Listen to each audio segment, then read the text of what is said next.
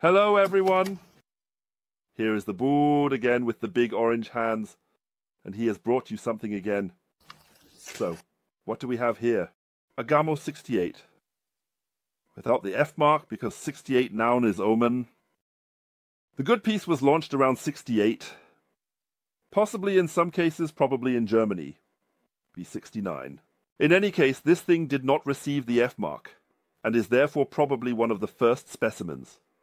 Many factors also support this because there is shrink paint on it, and I believe these were the first specimens. Since I don't have a sample copy for other versions, I unfortunately have to guess a bit about how it actually is. I think I will make an exception today. Well, you can come to muscle there.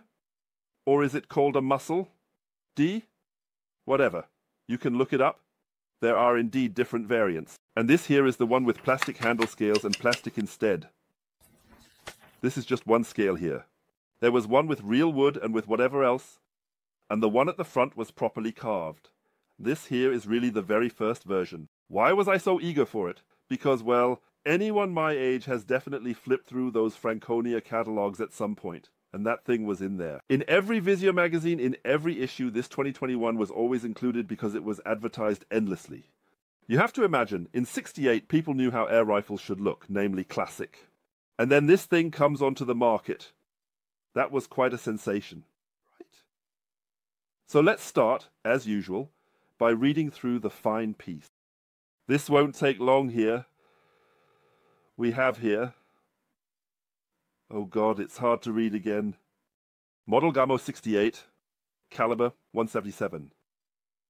There's nothing written here about 4.5mm, a serial number. Oh God, is it 4 digits?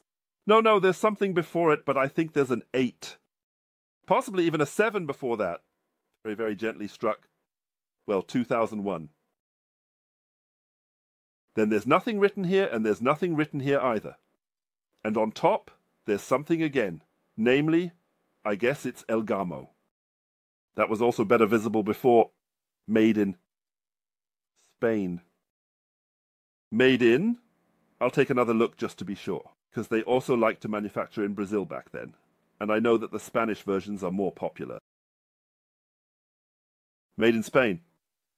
Well, there you go. And this must be El Gamo here. But it's really quite hard to read by now.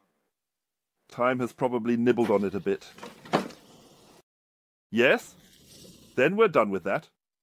Now we can take a look at the shaft, which is also quite nice. So everything is a bit different here. For example, look at this curve with this spike at the back. Here is a steel frame onto which these plastic imitations are screwed on both sides. Also here, the handle is plastic. You can really see that it is rubber.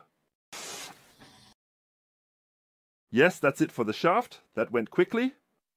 But I have to say, the thing sits well in the hold, right? Because it's nice and low. They have also thought about that. It works quite well. Wood would of course be much nicer, right? But I have a classic in my hands, so one has to be a bit lenient. Normally, I would now turn to the trigger. And what I see here is a trigger blade made of solid metal. I see a hole for a screw here, which goes into the system. And I see at the back, where the camera can see, I see a whole battery of adjustment screws for the trigger. Yes. And I can remember Pyramid Com, where there are really very, very, very good contributions, although in English, for all kinds of devices, especially for the classics, including this one, and this thing, well, this trigger has been praised to the skies. I can't compare it very well right now because I have, of course, some match triggers in my hands. Yes, match triggers that feel even better than this. For that time, this was certainly a top-notch piece. The design was also completely different, and today they also sell for relatively high prices, unless they look as worn out as this specimen. I'll get to the condition shortly as well. 2001, we have a scope rail here. Very short scope rail. I will soon hold a target in front of the camera. I had to shoot it with a red dot sight, because none of my large bulky scopes fit on here without blocking the barrel again at the front, as they somehow protruded over or into it. This means a bit of restraint is called for. It was only shot with a red dot sight, so without magnification, rear sight. Yes, I was just about to say Federvizier is crafted in large letters. Is it crafted on the side as well? I can't feel it like this right now. In any case, it's really hard to turn with the fingers. I think there used to be a nice colorful plastic screw here, but it has crumbled over the years. So, the adjustment screw is simply missing here. The screw is still there, only the handwheel is missing. I'll hold this up to the camera. You can see that something is probably missing there. You can also see the surface texture of the whole thing here. Whether time has nibbled at the whole thing, or if someone thought, oh, I can fix this and first sanded it down and then somehow never got any further, I can't say. Well, there is a screwed-on grain tunnel at the front with a beam grain inside. And I think Kemmer and GR also go reasonably well together. However, I really have to press my cheek against the stock here because, and here it comes, barrel marking is facing up. The thing suffers from a massive upward shot, as I have experienced it 300 times before. However, here it is such that when I look past it from the side, I can try to see if you can see this. It's with a fisheye camera, which distorts everything anyway. It's naturally difficult to say if it can be recognized.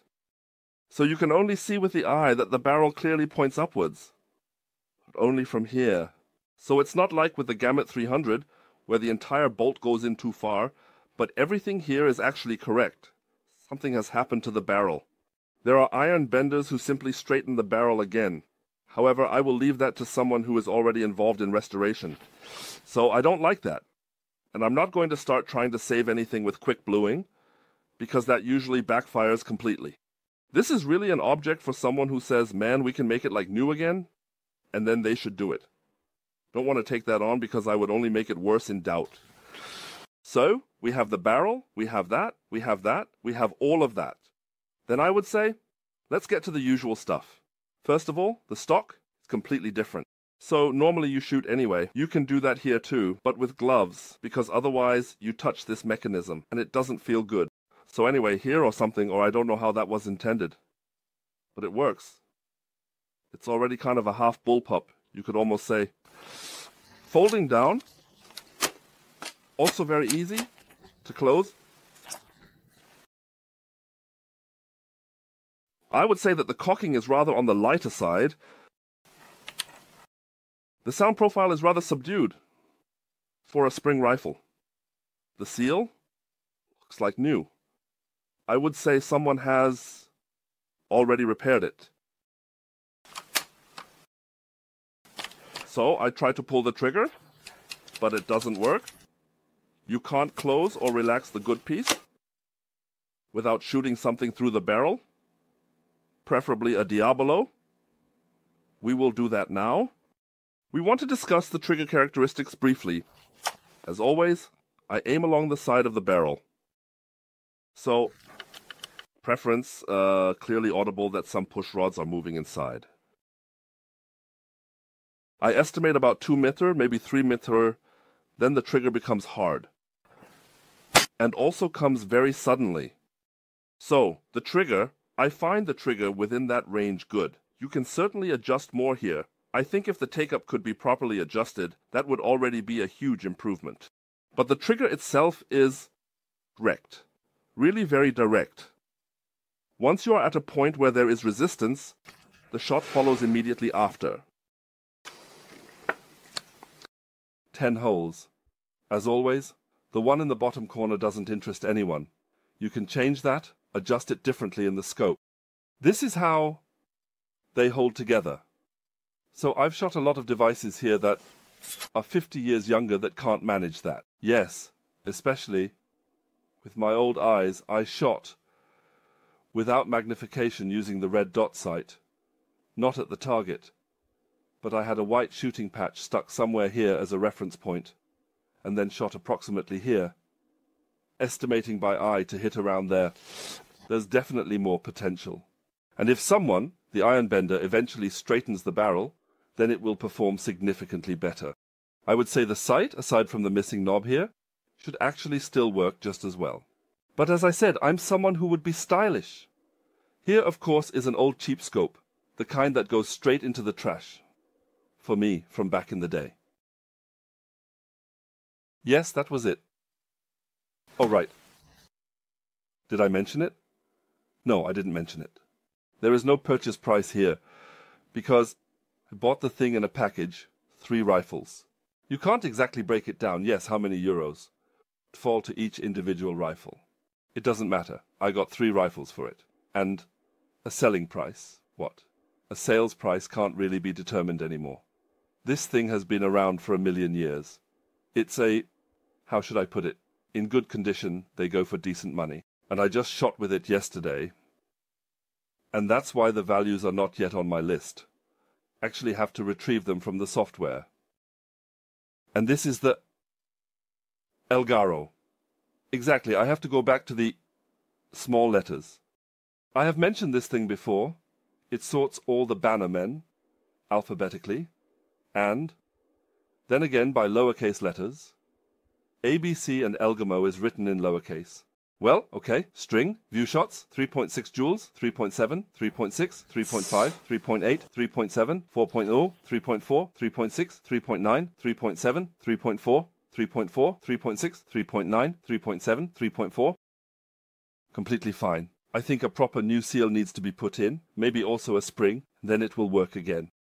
Let's see what the old spring has made of it. View shots. Yeah, come on. He is of course exaggerating massively in this representation, because he is now trying to exploit the full width from very little, and still very little. And then of course a zigzag comes out, so it's not that tragic. That was it, right? We will get it done. Why did I start that again? Because I'm silly. We don't need a paper today. I can't for the life of me say whether this thing has ever gone through a PTL, not a physical technical federal PTB approval, but rather registration. Yes, the surface is interesting. I'll hold it up nicely to the camera so that one can indulge in it. Above all, I'm also using this video later to get rid of this thing at Hände. And they obviously want to see something. A bad situation is brewing. I can sense it. Sorry, my apologies. That was it.